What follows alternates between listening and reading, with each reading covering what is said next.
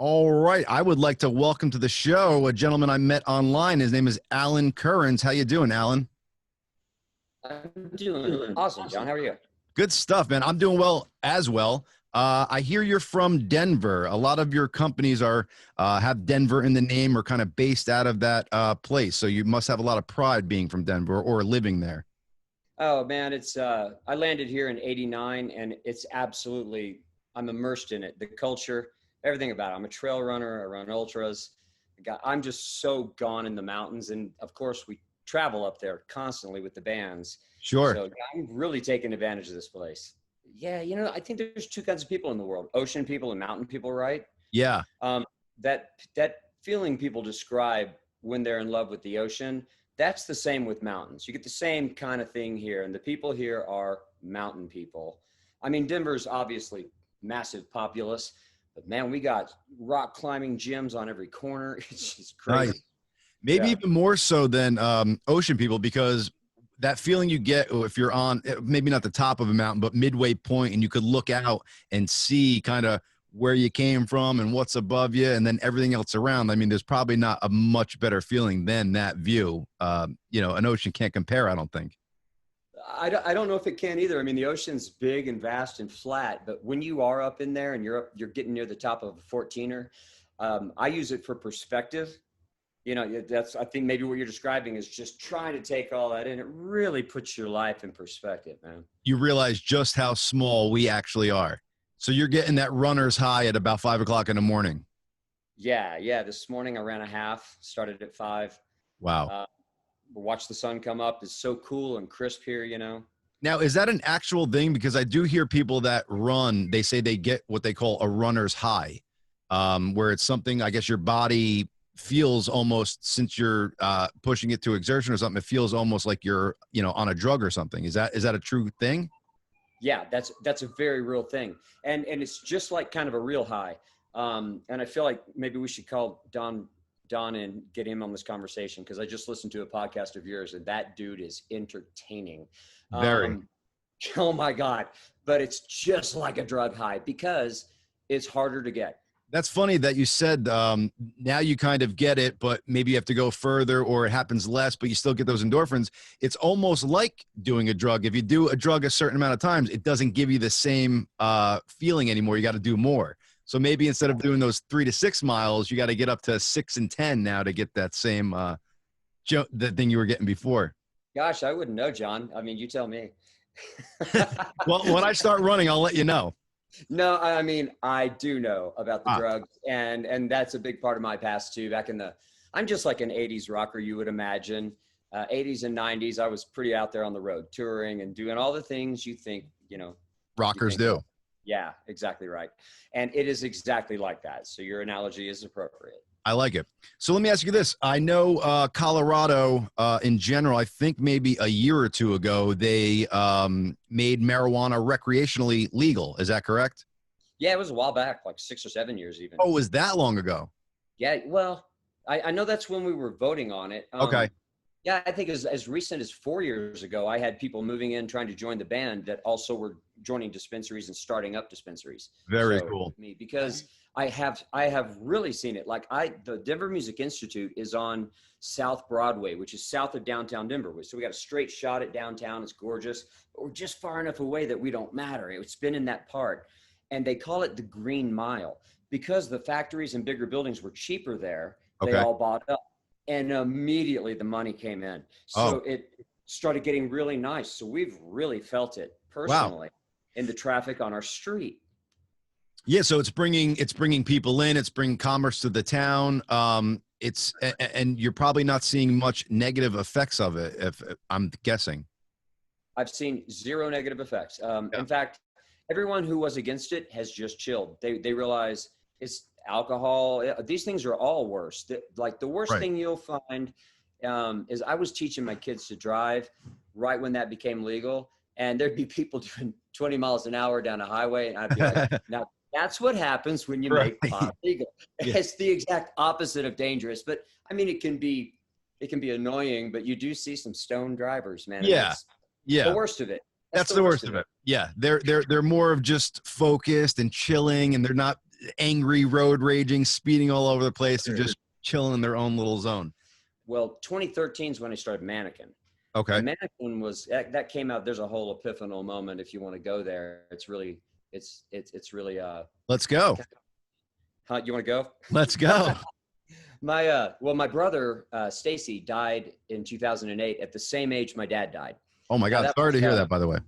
Yeah, thanks, man. You know, it was weird watching, you know, it's so close to, you know, it's your brother. Yeah. You don't really see mortality the same until it's like your sibling. I don't know why, but I watched Stacy with.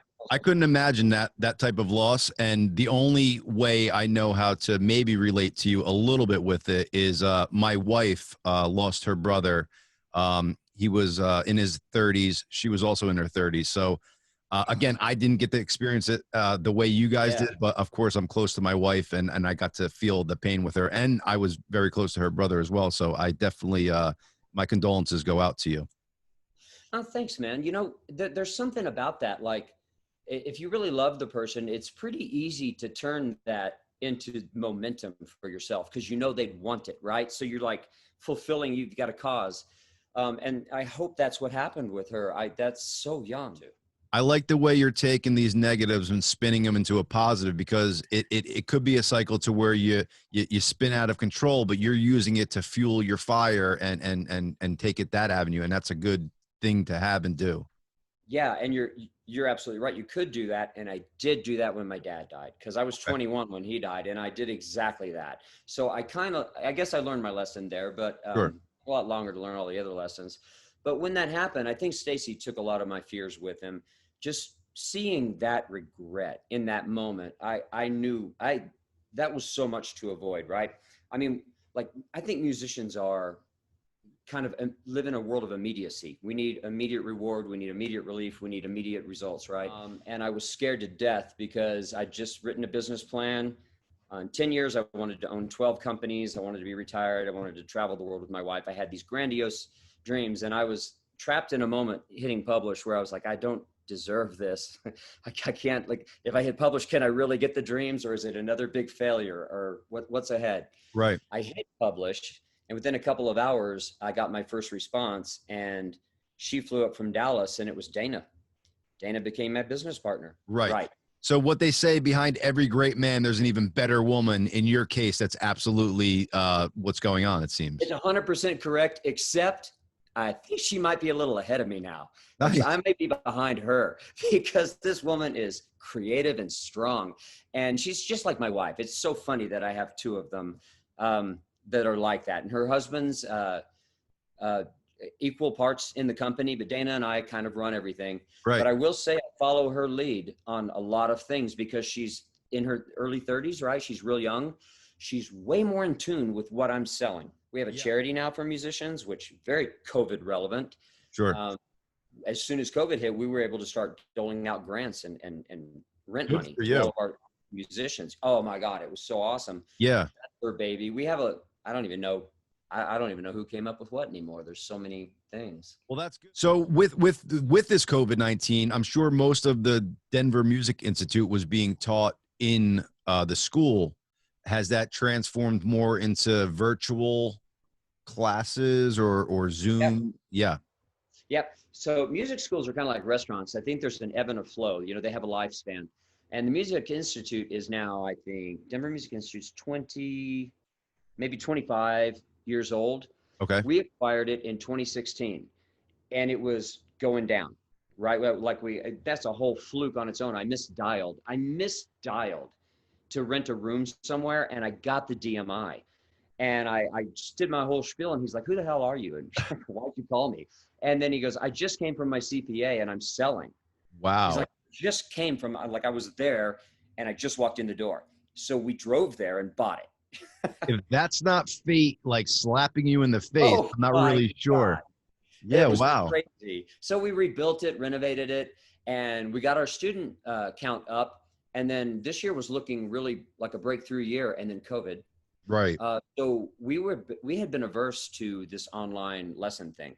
I thought it's either all full on courses or you're in person. And we had that vibe. We have a Mannequin's rehearsal spaces there. We rent that out. It's beautiful. I was like, nah, we're more of that school. We're in person, the human touch. Right. And none of the students backed out. They all switched over to Zoom or FaceTime and loved it. And now some are coming back. But the thing is, it didn't affect us. Learning it. There's so many benefits to it being in person.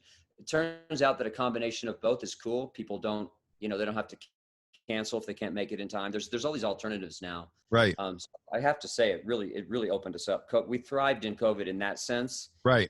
And that we've discovered that we were capable of more than we thought. So talk to me about the Coda, and I like that name because it reminds me of probably a Led Zeppelin album that most people don't know about. But your Coda stands for Collective of Denver Artists, I think. Yeah, that's exactly right.